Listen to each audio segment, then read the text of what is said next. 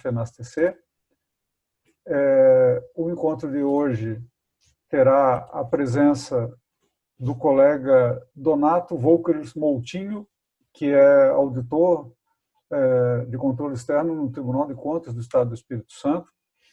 O Donato é doutor em Direito Econômico e Financeiro pela Faculdade de Direito da USP, é bacharel em Direito e Engenharia Elétrica pela Universidade Federal do Espírito Santo e é auditor do Tribunal, como eu já mencionei, desde 2004, além de membro da Comissão de Direitos Sociais da OAB do Espírito Santo.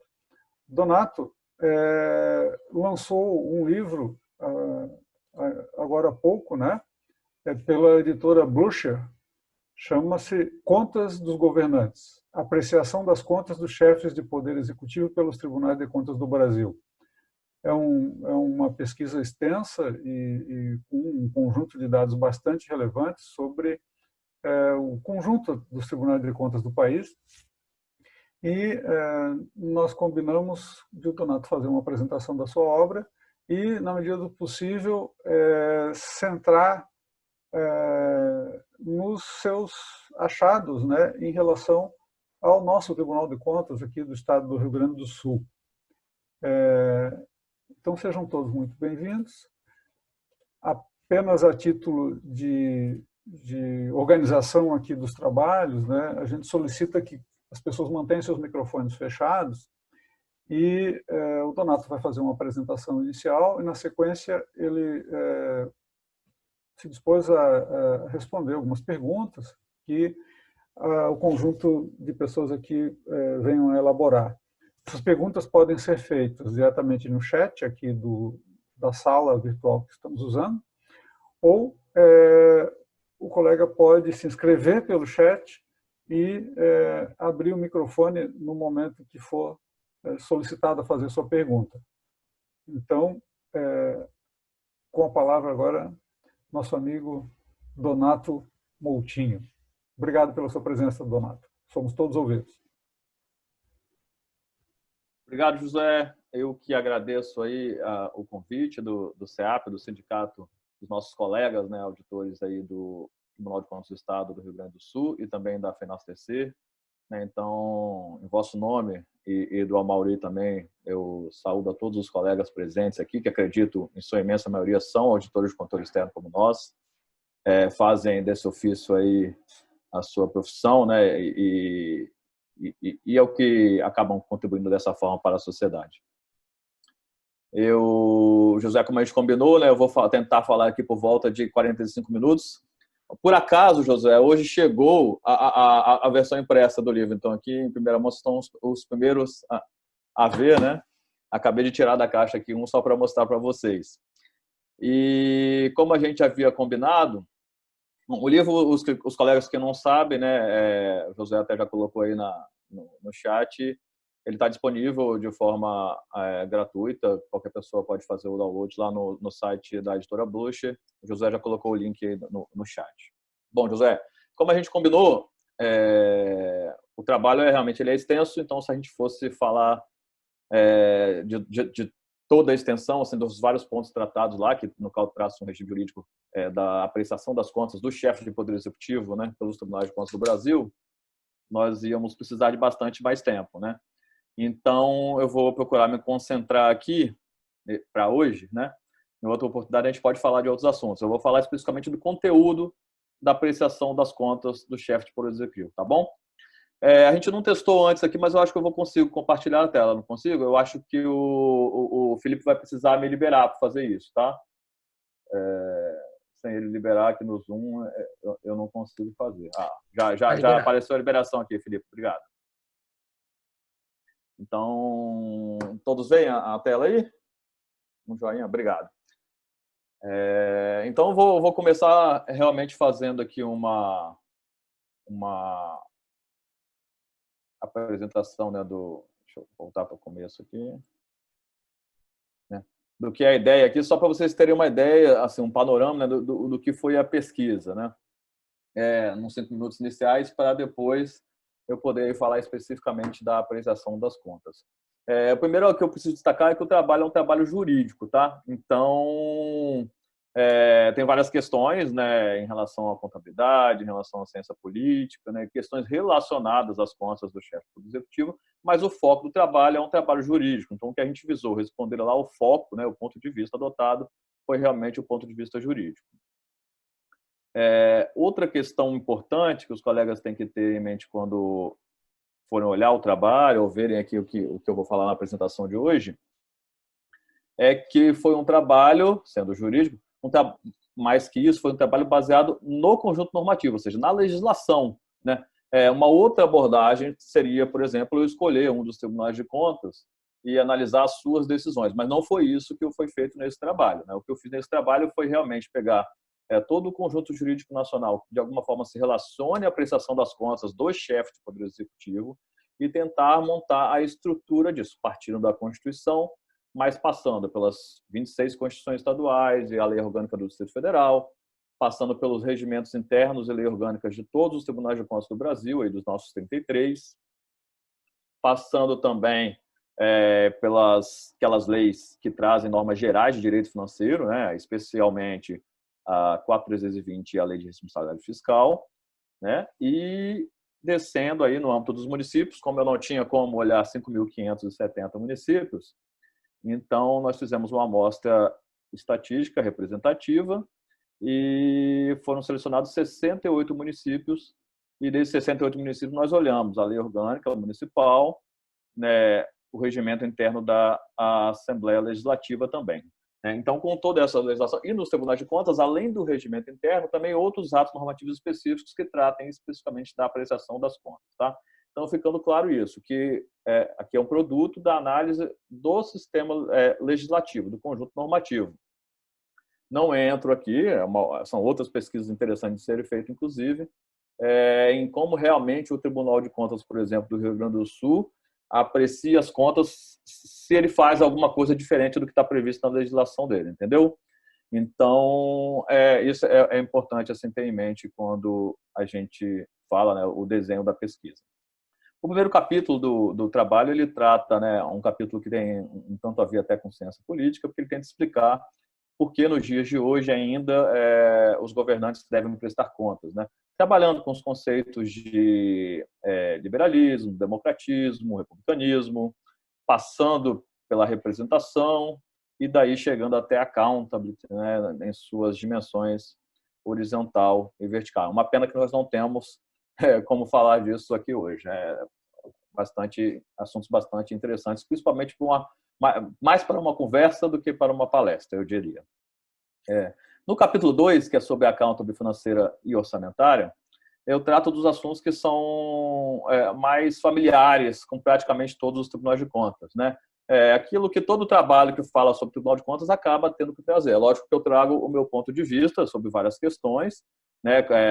E era uma transição necessária entre aquela parte, né, que eu trato no capítulo 1 da necessidade dos chefes de poder executivo especialmente, mas de todos os agentes públicos prestarem contas, e esse capítulo era a conexão com a competência específica dos tribunais de apreciarem as contas dos chefes de poder executivo.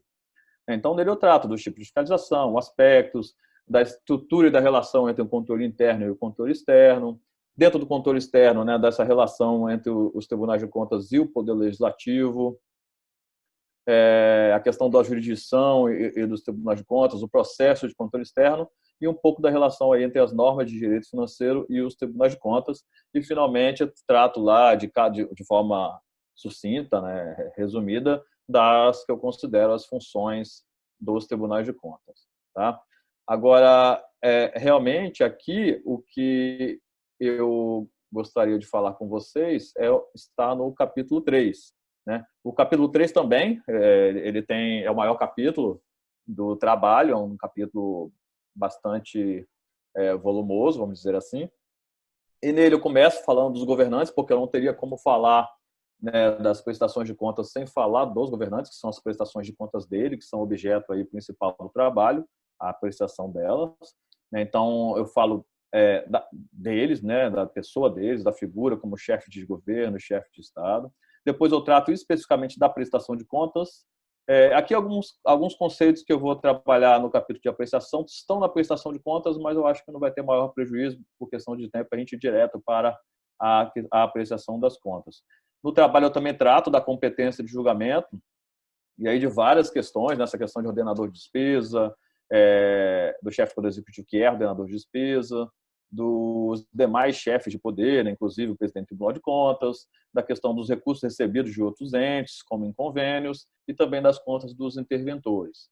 Como eu disse, também não é dela que nós iremos falar aqui hoje, tá?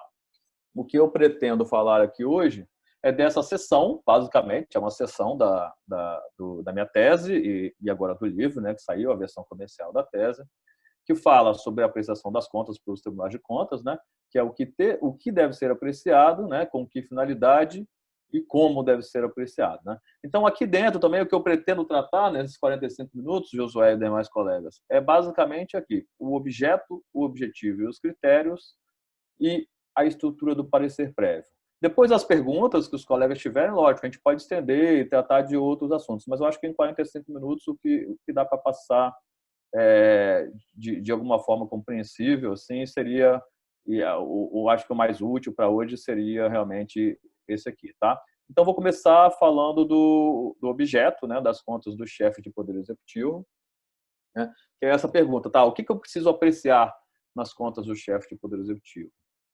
E eu falei, né, a gente faz uma relação aqui já com a prestação de contas, né? Tanto a apreciação quanto o que vem na prestação, ela é estruturada, né, em torno de dois eixos, né? O primeiro eixo que eu estou tentando representar por essa figura aí realmente são as demonstrações financeiras, né? Então, tanto na prestação de contas como na apreciação delas, um eixo bastante importante, um dos dois principais eixos são as demonstrações financeiras, né? A apreciação dos balanços gerais, né? Como a legislação costuma tratar. E o outro eixo muito importante, né, que forma aí essa dupla, é a execução dos orçamentos, né, do orçamento fiscal, do orçamento da Seguridade Social e do orçamento de investimento das empresas estatais. Então, esses são os dois principais eixos do que vem na prestação de contas e do que é apreciado ou do que deve ser apreciado pelos tribunais de contas. Tá? Além disso, mas aí já dentro da apreciação da execução dos orçamentos, também entram os eventuais desvios, né, de dinheiro público, né, e aí aqui eu estou colocando, né, considerando a decisão do STF, né, e aí está explicado aqui em outra questão, isso vai ficar muito claro. Se os chefes do Poder Executivo eles não podem ter as contas julgadas se ordenarem despesas que causam prejuízo ao erário, esse prejuízo, né, ele pode causado por desvio, erro grosseiro, qualquer condição, desde que seja relevante, lógico, quando eu digo relevante, eu digo do ponto de vista material, né, desde que tenha na dimensão das contas do chefe do Poder Executivo materialidade suficiente, ele deve repercutir aqui no parecer prévio, né, nas contas do chefe do Poder Executivo. E a última figurinha, né, que é essa aqui, que é algo que eu estou querendo representar, que também tem que ser avaliado no parecer prévio, o resultado das políticas públicas, né, o resultado mesmo dos programas, né, em relação aos objetivos, às metas, quais os resultados que são entregues à população.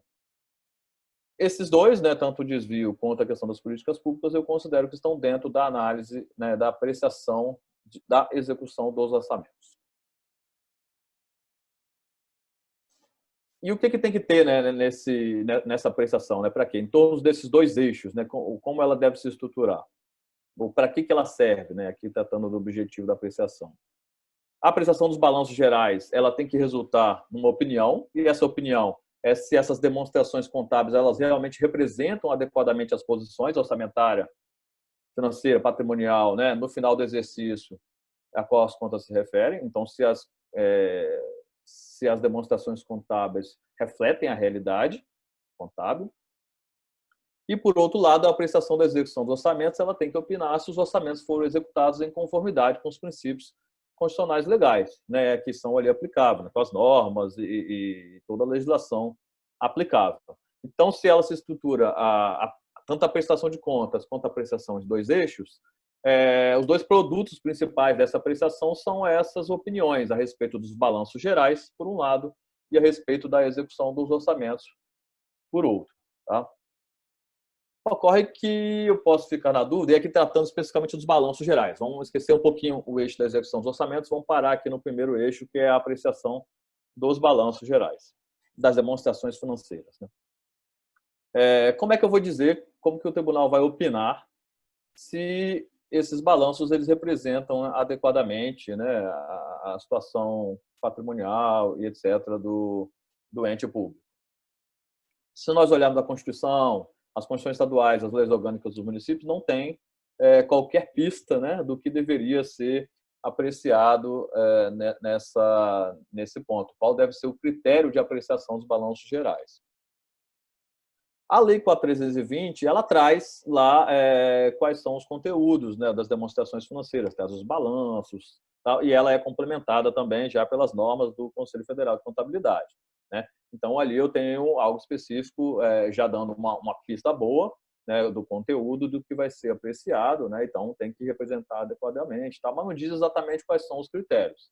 Na Lei de Responsabilidade Fiscal, havia um artigo que agora foi considerado inclusive inconstitucional por outros motivos, mas que pode funcionar também como uma pista, né? Lá no caput do artigo 56, quando falava que as contas têm que ser consolidadas, né? Basicamente que vão abranger as contas dos demais poderes, né? E dos entes também, Tribunal de Contas, Defensoria Pública, que nem estava lá, porque não existia a autonomia à época, mas e Ministério Público. Então, aí eu tenho na legislação complementar, né, que trazem diversas normas gerais, eu só tenho isso, eu não tenho exatamente quais são os critérios. Ocorre que as normas internacionais, né, aí aplicadas às auditorias, né, do setor público, né, as nossas... Aí eu trouxe a SAI 100 para exemplificar, mas na realidade são todas as normas, né, da Intosai, especificamente em tratando-se de balanços gerais, eu poderia falar melhor ainda da SAI 200, né? A SAI 200, que trata da auditoria financeira e das normas para a auditoria financeira no setor público, nas entidades fiscalizadoras superiores. Então, a SAI 200, lógico, em conjunto com a SAI 100, que traz os princípios fundamentais para todo tipo de auditoria, nela é que estão as normas de como deve ser avaliado demonstrações financeiras. Então, eu acredito que essa apreciação dos balanços gerais, eu explico isso e defendo isso lá na tese, que ela exige que para o tribunal realmente dar uma opinião se essas demonstrações financeiras representam adequadamente a situação patrimonial do ente, é necessária, é requisito uma auditoria financeira. Tá? Quando a gente olha na legislação dos tribunais de contas, nós vemos que em boa parte, né, tanto aqui nas coluninhas da minha esquerda, né, aí do lado de vocês, à esquerda também, eu acredito.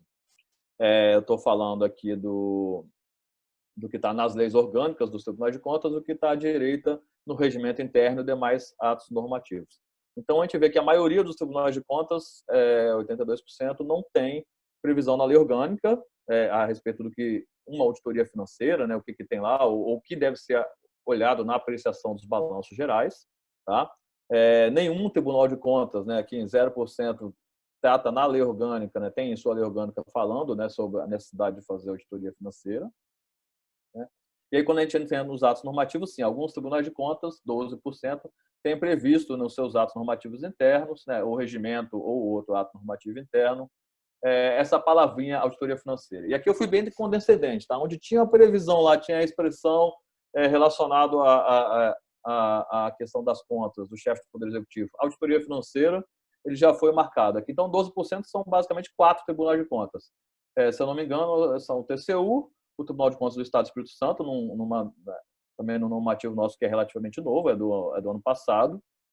O TCU é um normativo que é de 2018 também, que incluiu isso lá, essa questão da auditoria financeira, e são os 2 tribunais do Rio de Janeiro, do município do Rio de Janeiro e do Estado do Rio de Janeiro, que tem lá a palavra auditoria financeira nos seus atos normativos internos. No Rio Grande do Sul também não há previsão de como deve ser avaliado, aí, apreciado os balanços gerais, pelo menos na pesquisa, em todos os atos normativos que foram avaliados, não foi encontrado. Tá? Então, essa é uma questão que, do ponto de vista normativo, teria que ser equacionada aí no Tribunal de Contas do Rio Grande do Sul, tá, Josué? Como a gente havia conversado. Pulando para outro eixo, né, em torno do qual é estruturada a análise da apreciação das contas do chefe do Poder Executivo, né, presidentes, governadores de estado e prefeitos municipais, né, como é que eu vou dizer que a execução, né, que os orçamentos foram executados em conformidade com todos, né, os princípios e normas aplicáveis?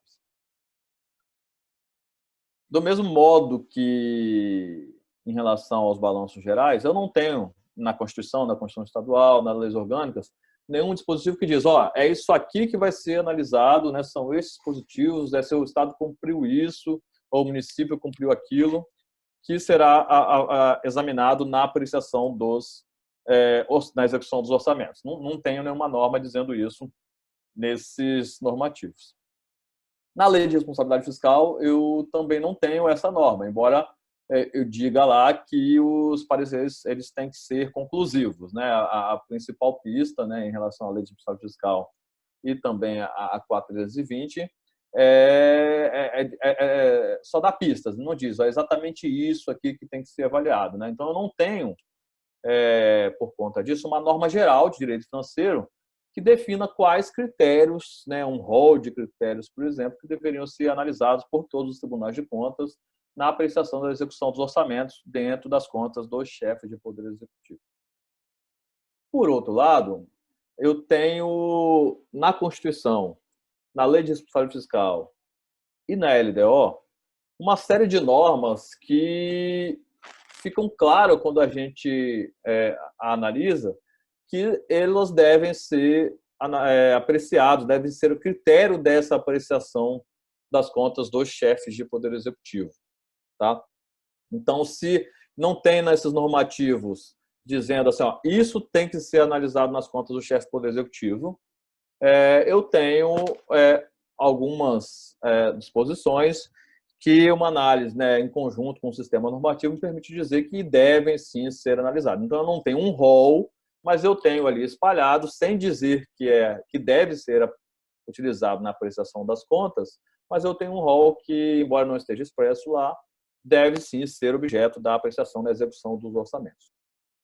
Expressamente dizendo que tem que ser olhado na apreciação das contas, eu tenho alguns dispositivos no Brasil na LDB, dizendo em relação à aplicação com a educação e do magistério, e tenho na Lei Complementar número 141 em relação à saúde, dizendo que os gastos com saúde, né, serão objeto da apreciação das contas do chefe de poder executivo.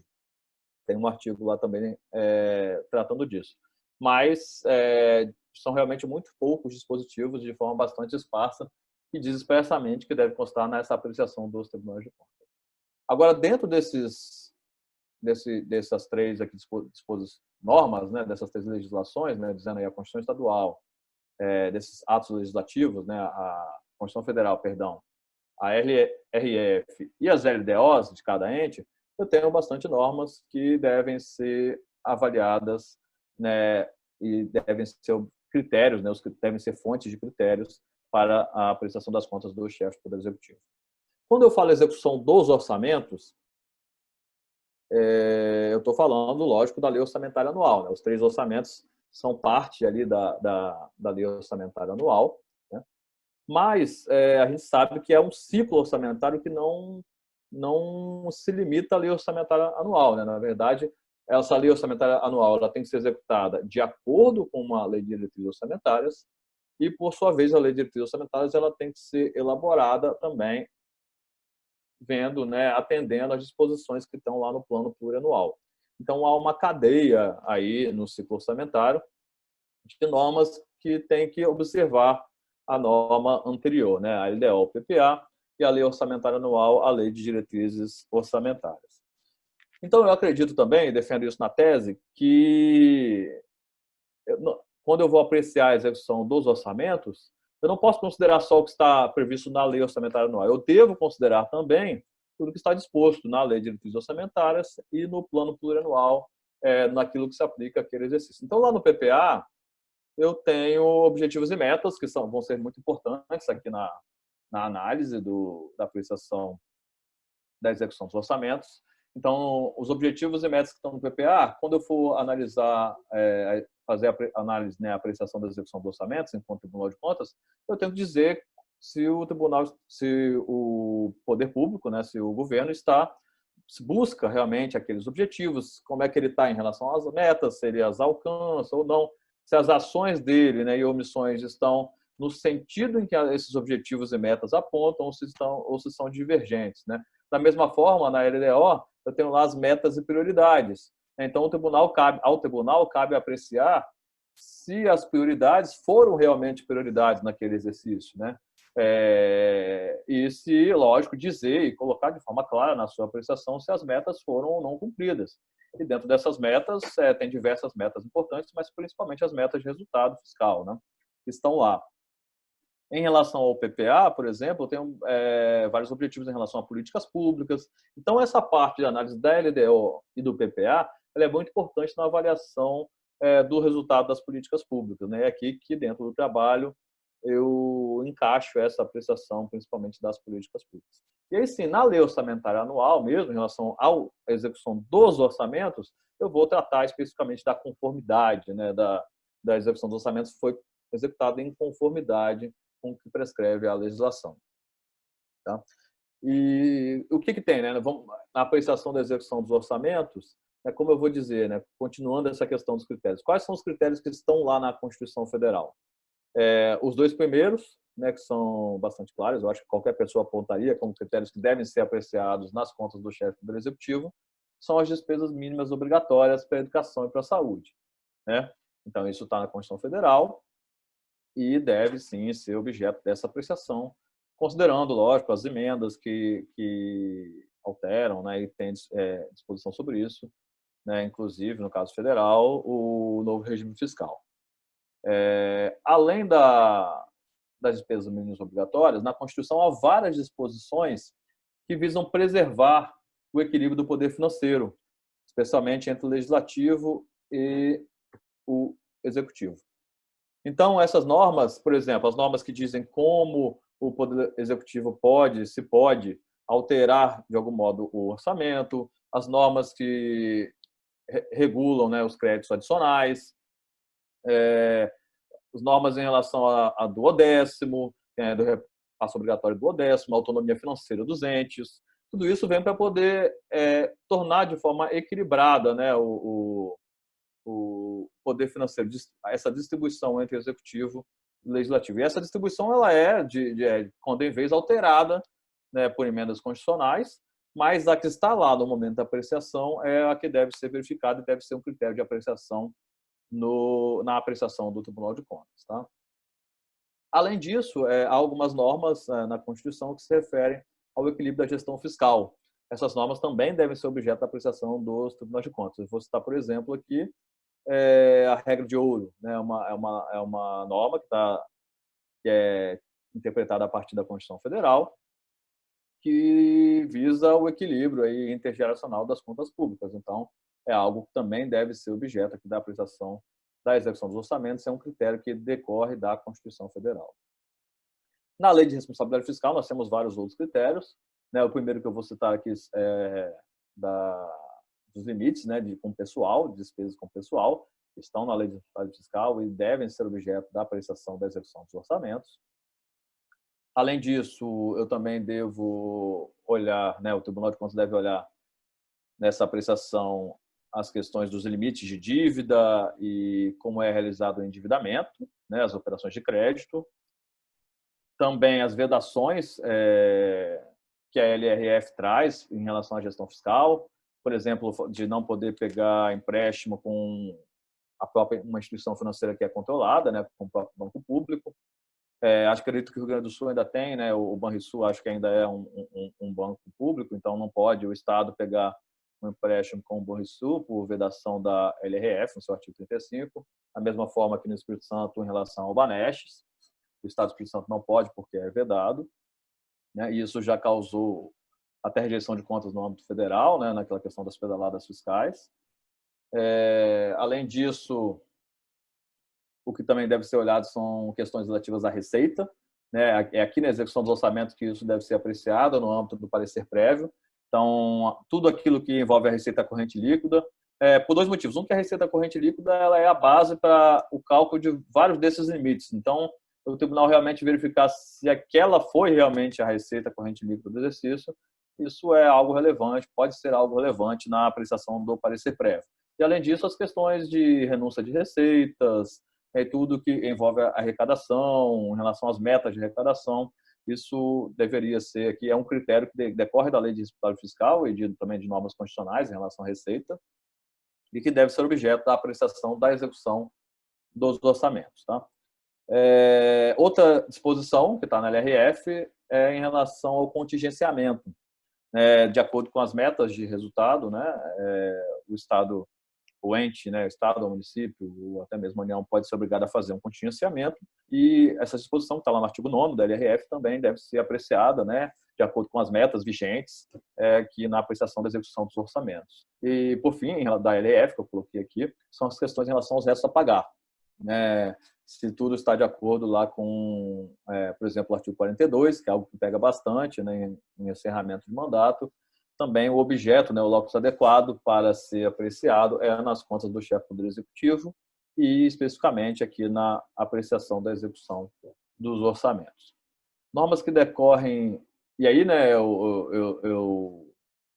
na pesquisa a gente olhou, né, se todos esses critérios que nós colocamos aqui estão claros, né, na legislação. Em relação ao LDO, na verdade, que era o outro dispositivo importante, foi o que eu comecei falando ali, né, decorrendo ali das prioridades e metas. Né? Mas aqui, nesses critérios que eu coloquei aqui, eu basicamente coloquei 7 perspectivas, né, do que deve ser olhado dentro da apreciação da execução dos orçamentos. E aí, embora na lei orgânica não, em relação aos demais critérios, você vê que aqui eu não me recordo, acho que é uma resolução específica de vocês, do Tribunal de Contas do Estado do Rio Grande do Sul, que trata e traz até bastantes critérios de forma bastante detalhada, né, do que deveria ser olhado, e aí trata dessas perspectivas, fala lá claramente, né, que tem que estar de acordo com os princípios e normas constitucionais legais, fala da análise dos programas e metas previstas no planejamento orçamentário, então já enquadro aqui a questão da análise do PPA e da LDO, das metas e prioridades da LDO, dos objetivos e metas do PPA. Também fala no dispositivo de vocês em relação à gestão fiscal, também esses dispositivos em relação a créditos adicionais e outras análises que denotam e que decorrem da necessidade de equilíbrio do poder financeiro. Tá? De receitas também está no dispositivo de vocês. A única coisa que não está, pelo que eu pude perceber, despesas mínimas obrigatórias aqui também, no TCE do Rio Grande do Sul tem. A única coisa que não tem no Rio Grande do Sul, e eu não falei aqui até porque eu pulei a parte de prestação de contas, é algo que eu defendo que é possível que determinado, para cada ente público, hajam normas específicas considerando a exigência, né, de accountability daquele ente. Por exemplo, um município, em tese, uma Câmara Municipal poderia estabelecer um determinado critério ou algo que devesse constar na prestação de contas do prefeito e que, por isso, também devesse ser apreciada pelo Tribunal de Contas, uma norma específica que se aplicasse especificamente àquele município. É o caso aqui no Espírito Santo dos municípios que são muito dependentes de royalties de petróleo. Então, a sua Assembleia ou o próprio Tribunal de Contas poderia decidir fazer isso, colocar nesses municípios alguma análise específica em relação a royalties de petróleo. Eu não conheço bem a realidade do Rio Grande do Sul, mas pode ser que em alguns municípios vocês tenham uma realidade, né, algum aspecto da gestão pública que devesse ser olhado com mais cuidado. Por exemplo, eu cito ali a região de Gramado, né, adjacências, que talvez fosse importante para a população local, na hora de definir o seu voto, como que o prefeito, né, como que os seus governantes gerem a questão do turismo, porque isso é muito relevante para aqueles municípios. Então, a Câmara Municipal lá de Gramado, ou Canela, os municípios ali em torno, poderiam definir que o prefeito ia apresentar algumas informações específicas em relação ao turismo, e isso o Tribunal de Contas também deveria apreciar no seu parecer prévio. Ou o próprio Tribunal de Contas poderia ter a iniciativa de fazer isso, de acordo com blocos de municípios com situações semelhantes em relação a determinados pontos ou por micro-regiões, algo nesse sentido. E realmente isso é algo que praticamente não existe no Brasil, entre os municípios, mas seria algo possível e até desejável no sentido de dar a informação que os usuários realmente precisam. Todo o controle externo, isso está muito de acordo com as normas da Intosai, né, com as ISAI e agora também com as ANBASP, fazer a auditoria, né, fazer o controle externo dos produtos com foco no usuário. Né, e isso seria totalmente de acordo com o sistema normativo e a estrutura constitucional de accountability que foi posta pelo Constituinte 88 e tudo que decorre dela. Isso praticamente não existe no Brasil. Só em termos de normas internas, né, de tribunais de contas, nós temos, em relação ao TCU, que são algumas questões específicas de Banco Central, então é uma especificidade do ente federado, né, no caso da União, mas não necessariamente em termos de região. Tem também lá uma despesa mínima obrigatória com irrigação no Nordeste, que é apreciado nas contas do chefe do Poder Executivo e está lá no normativo específico deles, mas é algo decorrente da legislação federal, né, que se aplica especificamente à União. No âmbito dos estados e municípios, apenas no Tribunal de Contas do Paraná, salvo engano, eu consegui encontrar uma disposição que não classificaria em nenhuma dessas outras, especificamente, poderia ser específica lá do Paraná. Agora, em nenhum outro foi encontrado na pesquisa qualquer disposição específica, né, daquele ente federal. Josué, me ajuda, com quanto tempo nós estamos? Só para eu poder calibrar aqui o tempo. Meia hora, mais ou menos, Donato. Mas meia hora, né? Toca tranquilo aí, que aqui a gente tem bastante flexibilidade, viu? Tá, joia. Só para dar tempo no final também para a gente conversar, porque possivelmente o que vem da pergunta ajuda e enriquece bastante. Vamos lá. Seguindo aqui, assim, eu falei dos critérios, né, da dificuldade no sentido de que não há uma lista de critérios pré-definidos dizendo, esses são os critérios. Mas, por outro lado, nós temos critérios disponíveis na legislação, né, para efetuar essa apreciação da execução dos orçamentos. Lá em relação aos balanços, né, voltando um pouquinho, a opinião vai decorrer diretamente da auditoria financeira. Né? Então, o critério vai ser a relevância e a materialidade em relação ao usuário, tudo de acordo com o que está previsto nas normas de auditoria financeira. Né?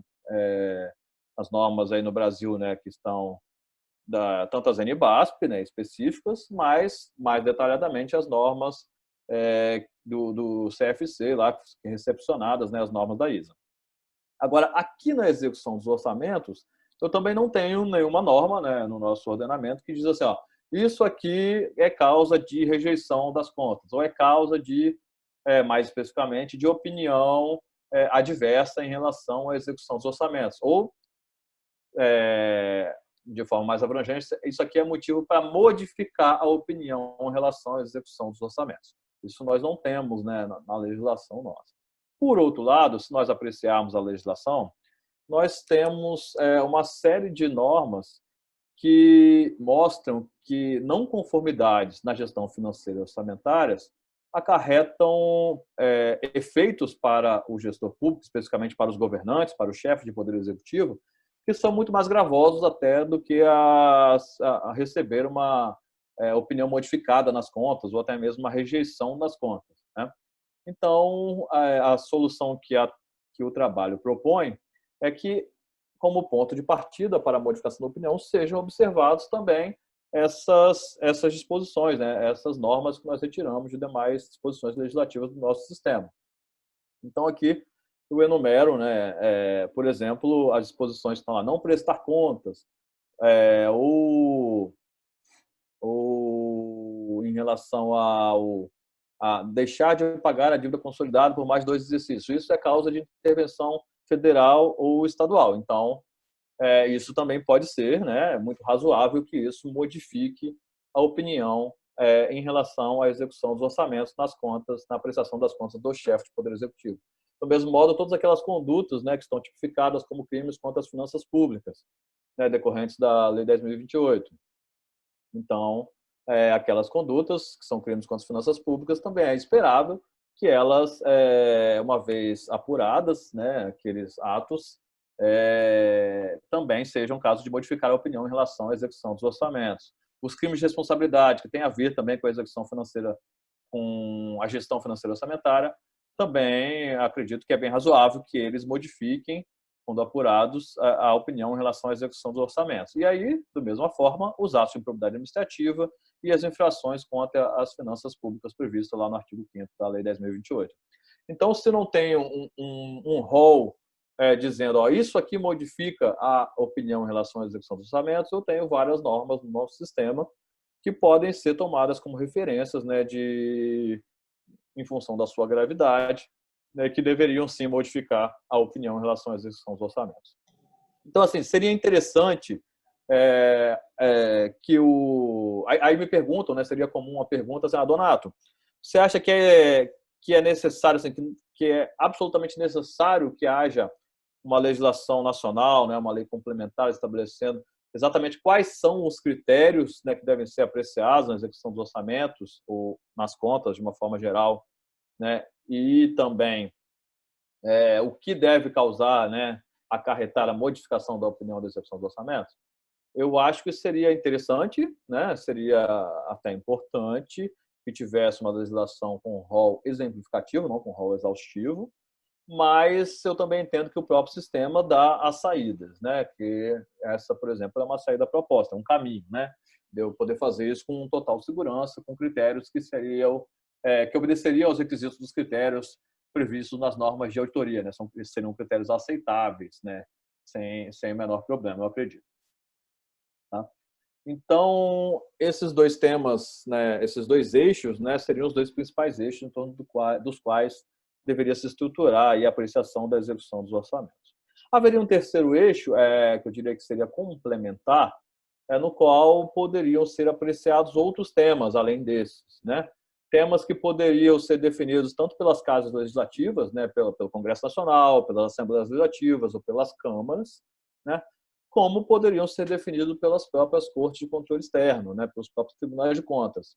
E, além disso, poderiam ser temas que, assim, a lei, por exemplo, poderia determinar que tal tema, né, por exemplo, em relação aqui a alguns municípios do Espírito Santo, os royalties de petróleo vão ser sempre analisados daqui para frente, o prefeito vai ter que apresentar na sua prestação de contas tais e quais informações, e o Tribunal de Contas vai considerá-las na sua apreciação. Isso poderia ocorrer de forma permanente, mas também poderia ser algo de forma só por um exercício ou até por um período definido, né? Por exemplo, o Tribunal de Contas da União e o também nosso aqui no Espírito Santo, a cada ano costuma definir alguns temas de interesse, né? E analisa mais a fundo aqueles temas, né? No Tribunal de Contas da União teve bastante destaque, né? No exercício em que o ministro Benjamin Zinler foi relator das contas, a análise em relação à governança. E depois outros que seguiram vieram com outros focos nas contas do chefe do executivo. Então, enfim, outros temas podem fazer parte sem o menor problema. Né? Isso é de acordo com o nosso sistema de accounting, né, que haja outros temas nessa apreciação. Tá? E os temas encontrados aí na legislação em si, porque boa parte desses temas é simplesmente definida fora da legislação, né? Definida como um foco ali, também não há qualquer problema nisso, eu entendo, no momento. Mas o que é definido na legislação são 3 temas específicos, né, que nós vimos. O tema que mais apareceu foi realmente ter no parecer prévio como se fosse uma introdução que trouxesse ali os efeitos da gestão financeira e orçamentária do ente no desenvolvimento econômico e social daquele município, ou daquele estado, ou da União. Né? Alguns tribunais, né, e algumas legislações também tratam ali especificamente da questão de transparência, que como um assunto que deve constar nas contas do chefe do executivo. E outros também falam em relação aos monitoramentos, né, menos até do que eu esperava encontrar, do monitoramento das decisões e recomendações nos pareceres prévios anteriores. Então, com esses 3 eixos, né, balanços gerais, execução dos orçamentos e outros temas, eu formo assim o que seria o conteúdo, né, dessa apreciação das contas do chefe de Poder Executivo. E aí, para finalizar, eu acho que vale a pena falar um pouco do parecer prévio em si. o parecer prévio, ele, na minha concepção, e de acordo com o que está no sistema nosso de accounting, sistema constitucional de accounting, eu acredito que ele deve ser realmente um espelho da apreciação. Então, se a apreciação trata ali daqueles 3 eixos, né, principalmente a apreciação dos balanços gerais e a apreciação da execução dos orçamentos, e também a apreciação de outros temas de forma paralela, o parecer prévio também deve trazer esses temas. Ele deve ali, ou no próprio parecer, ou no caso do relatório vir junto com ele ali, ou acompanhando, deve ficar ali muito claro toda a apreciação que foi realizada. Comunicar isso, ele deve ser realmente um produto que sirva para diminuir a assimetria de informação aí entre o Poder Legislativo e o Poder Executivo, e entre os governantes e a própria sociedade. Além disso, algo que é bastante sensível, porque é comum que não esteja desse modo, diria que a maioria dos tribunais de contas ainda não cumprem esse que eu considero um requisito fundamental da apreciação, é que essas opiniões, né, em relação aos balanços gerais e em relação em relação à execução dos orçamentos, que são os objetivos, né? O objetivo, a gente falou da apreciação, é justamente eu opinar a respeito se os balanços gerais representam adequadamente a posição, né, patrimonial, né, se os balanços financeiros e orçamentários estão de acordo com a realidade, e, por outro lado, se os orçamentos foram executados, né, de acordo com o que prescreve a legislação aplicável, os princípios e normas constitucionais aplicáveis, constitucionais e legais. Então, essas 2 opiniões elas devem estar expressas e claras no parecer prévio. E isso ainda não é a realidade de muitos tribunais de contas, né? E aí, especificamente, além disso, né, há quem defenda que o parecer prévio ele deve ter as opiniões claras, né? Eu vou citar o exemplo aqui do grande ministro Werder de Oliveira, ministro substituto do TCU. Ele tem um trabalho excelente aí em relação, tem um capítulo de livro muito bom, no livro que ele mesmo organiza, que fala dessa questão do conteúdo do parecer prévio, mas defende que o parecer prévio, no final das contas, ele já é conclusivo se tiver essas 2 opiniões claras, que ele não precisa dar a conclusão final e geral. Mas, analisando a legislação e o conjunto normativo, eu digo com segurança de que o parecer prévio ele precisa, assim, no final, concluir, né, pela aprovação com ressalvas ou pela rejeição das contas, tá? Isso, quando eu olho em relação aos municípios, fica muito claro, né? Porque o parecer prévio, no final das contas, em qualquer caso, né, tanto nas contas dos prefeitos, quanto dos governadores, quanto dos presidentes, o parecer prévio ele vai ser seguido ou vai ser rechaçado pelo Poder Legislativo competente para o julgamento. Então, o parecer seguido ou rechaçado, ele precisa ter a conclusão final, não dá para ele ter 2 conclusões, né? No caso dos municípios, isso fica muito claro, porque tem até um quórum especial, né, de 2/3 aí das câmaras, dos membros das câmaras, para que esse parecer seja rechaçado. Mas o mesmo ocorre, né, em relação à conclusividade, nenhuma disposição constitucional ou das normas gerais de direito financeiro leva a crer que deveria ser diferente o requisito para o parecer prévio em termos de conteúdo para as contas dos governadores e presidentes da República, né? Aliás, como um parecer, né, como qualquer parecer, né, não é só um relatório que eu vou dizer o que ocorreu, tá? Eu preciso realmente dar ali a opinião final, né, para quem vai tomar a decisão. E a opinião final é realmente para embasar o julgamento. Então, o parecer também deve ser conclusivo em relação a essa questão. E é importante que essa conclusão do parecer prévio ela derive diretamente daquelas 2 opiniões, em relação aos balanços gerais e em relação à conformidade da execução dos orçamentos, tá? Então, se eu tenho, por exemplo, tanto a opinião em relação aos balanços quanto em relação aos orçamentos, uma opinião não modificada, uma opinião que chama limpa, né? Então, o parecer prévio ele deve ser obrigatoriamente pela aprovação das contas. Por outro lado, se uma das opiniões for modificada, o parecer prévio já não pode ser também pela simples aprovação. A depender da modificação, ele vai ser pela aprovação com ressalvas ou pela rejeição das contas, tá? Se uma das opiniões for pela rejeição, eu acredito que o parecer prévio também deve ser pela rejeição das contas. Isso é o que eu acredito que decorre do sistema, né, e da exigência de que a apreciação das contas seja estruturada em torno desses 2 eixos. Não tem sentido eu fazer a apreciação em torno dos 2 eixos e a conclusão vir de outro lugar, tá? Então, isso acredito que seja mandatório.